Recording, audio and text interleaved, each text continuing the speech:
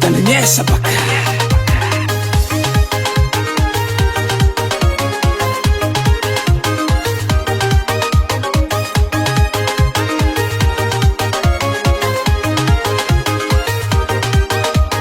tsy fanagna mbolany mama zandre, tsy fanagna rahany baba zoke. Nandiana non tan'olo agny, nandiana non tan lavitry agny. Fitiavagny fitiavagny. Isan'andro mangala parizoro baba, isan'andro mitady vaky tany mama. Beky anao tafita horeharehantsika irin'olo tsagniry olo. Mianara tsara zandriko, mianara tsara anao fa sarotry tady vola. Mianara tsara zandriko, mianara tsara anao fa sarotry velon-tegna. Mianara tsara fa anao mbola zaze, mba mandinia raha fa sarotry tady vola. Mianara tsara fa anao za miale, mba mandinia raha fa sarotry velon-tegna zandry abe.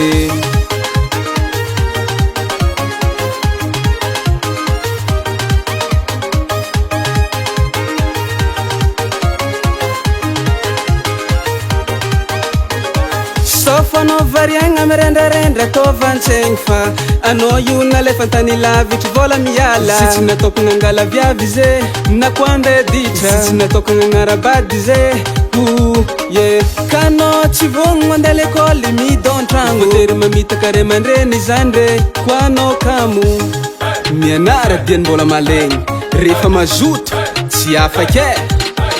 Mianara tsara zandriko, mianara tsara anao fa sarotry tady vola. Mianara tsara zandriko, mianara tsara anao fa sarotry velon-tegna. Mianara tsara fa anao mbola zaze, mba mandinia raha fa sarotry tady vola. Mianara tsara fa anao za miale, mba mandinia raha fa sarotry velon-tegna zandry abe. Ankizy mianara taratasy na marejaly, sambora baka. Ankizy mianara taratasy na marejaly, agnatin'ny mangida hitavagna ny mamy.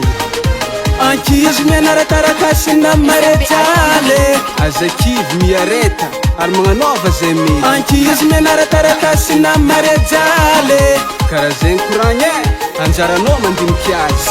Rivoaka malagasy mampianara tsara ny zaza, fa ny zaza koa mahay tsy very mandeha indrindra ny amin'ny taratasy. Tadidio sady tsarovy fa toko telo mamasaka andro, ray aman-dreny magnano mpampianatra mampianatra, ny zaza koa mianatra.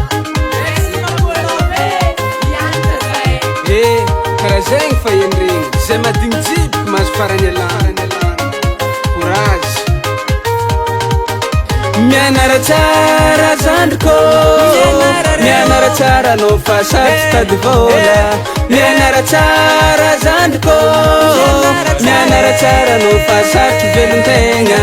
Mianara tsara fa anao mbola zaze, mba mandinia raha fa sarotry tady vola. Mianara tsara fa anao za miale, mba mandinia raha fa sarotry velon-tegna zandry abe.